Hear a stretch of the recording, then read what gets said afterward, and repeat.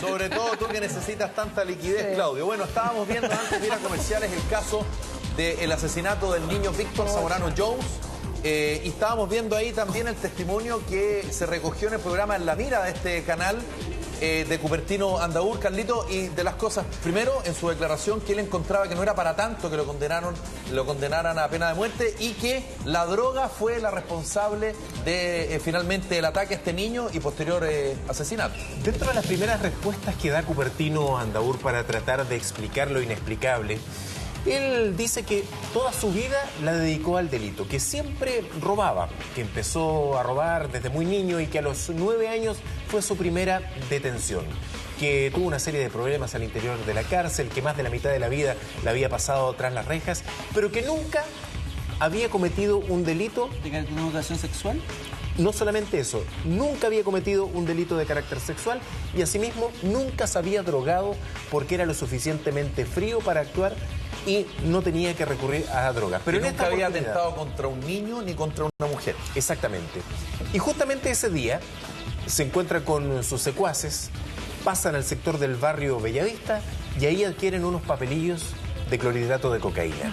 Uno de sus secuaces le pasa esto, él consume la cocaína y a raíz de esto dice que siente un calor, que se siente como enardecido y gracias a ello es que comete este tipo de aberraciones, ¿por qué no decirlo? Porque él había planificado ya ingresar a esta casa. Dice que había entrado en 3 oportunidades, sabía cómo estaba el portero eléctrico, dónde estaban los perros. ¿Pero por qué había entrado en 3 oportunidades anteriores? Porque, como se dice en el AMPA, inspector, había poroteado.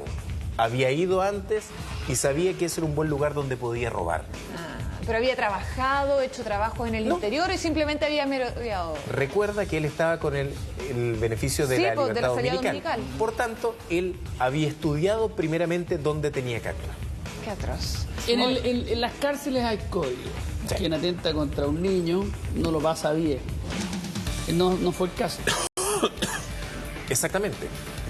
Bueno, yo creo que esa misma situación de haber no respetado este código del AMPA, este código carcelario, es el que lleva en definitiva a que sus propios compañeros de delito lo delaten.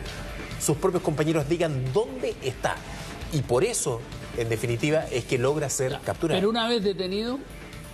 Me imagino que no lo tiene que haber pasado bien. No me cabe la menor duda que tiene que haber recibido el castigo de sus compañeros de delito y no solamente, sino que de la población penal. Pese a que estaba en un sector aislado, por así decirlo, pero tiene que haber sufrido los duros embates del AMPA. El inspector está enojado. Claro, porque me desagrada un poco la entrevista. Sí. Y me desagrada porque él es mentiroso. En las declaraciones que él hace en la... Lo que dice Cupertino es lo que le molesta a todo el mundo. Este elevado de imagen que uno ve ahí no es tan, mi querido. Nadie le cree. La verdad es que los hechos ocurrieron de otra manera. Y él no lo señala ahí. Este señor, cuando habla de que le costó reducir al niño, lo que él no cuenta, pero sí lo cuentan sus compañeros de delito, es de que él... ¿cómo digo esto, caramba? Él durante ese forcejeo ya estaba manoseando a su víctima. Es decir, la intención estuvo de principio, no le vino el animal, como él dice, en un momento. Y otra cosa, muy breve. Yo pienso de que él tenía un revanchismo social, como dijo uno de sus compañeros de delito. Y ese revanchismo social, en definitiva, apoyó esta depravación de él en ese instante.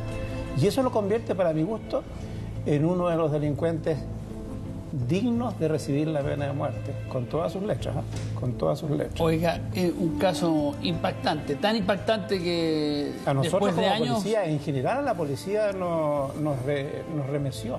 Sí, nos remeció bastante. Estábamos... En esos años hubo varios crímenes duros, pero fíjate, nos remeció de manera muy especial. Además de que nos acercó un poco a la vergüenza al final, porque la verdad es que se estaba señalando injustamente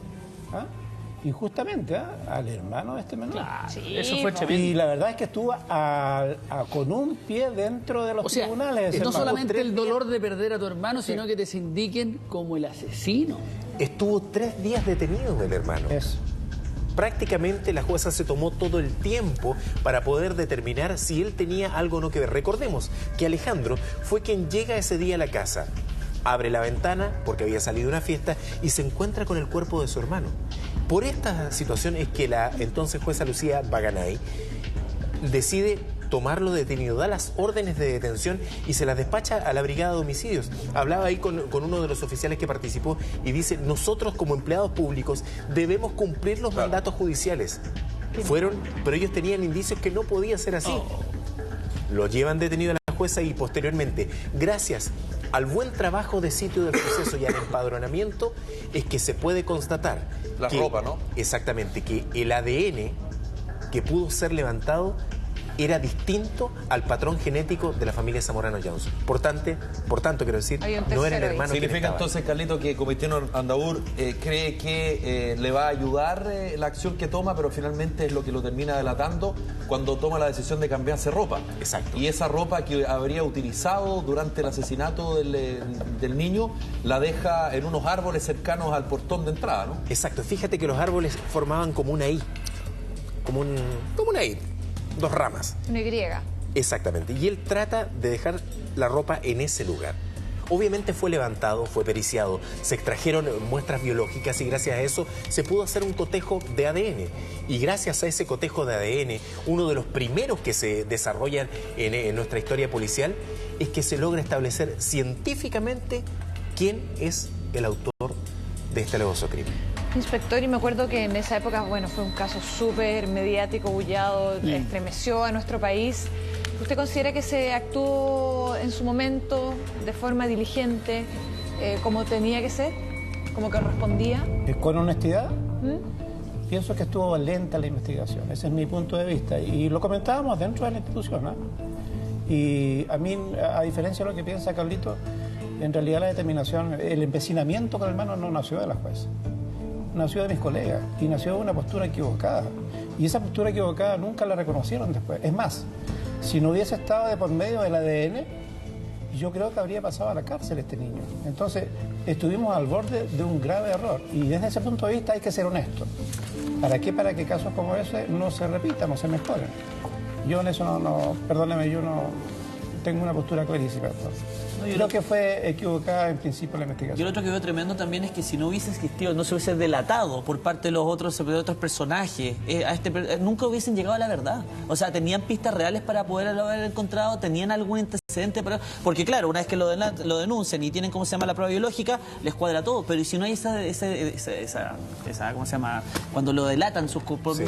¿Cómo llegan a él? ¿Saben una cosa? Y permítanme decir, y tal vez me voy a echar mucha gente encima con lo que voy a decir, pero esto ocurre un 30 de diciembre.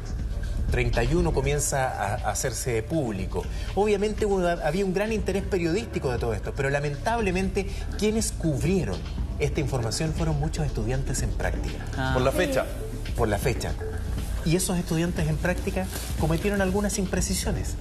Y esas imprecisiones llevaron tal vez a que se cometieran errores como los que estaba hablando el inspector Vallejo. Cerramos este tema a las 10 de la mañana con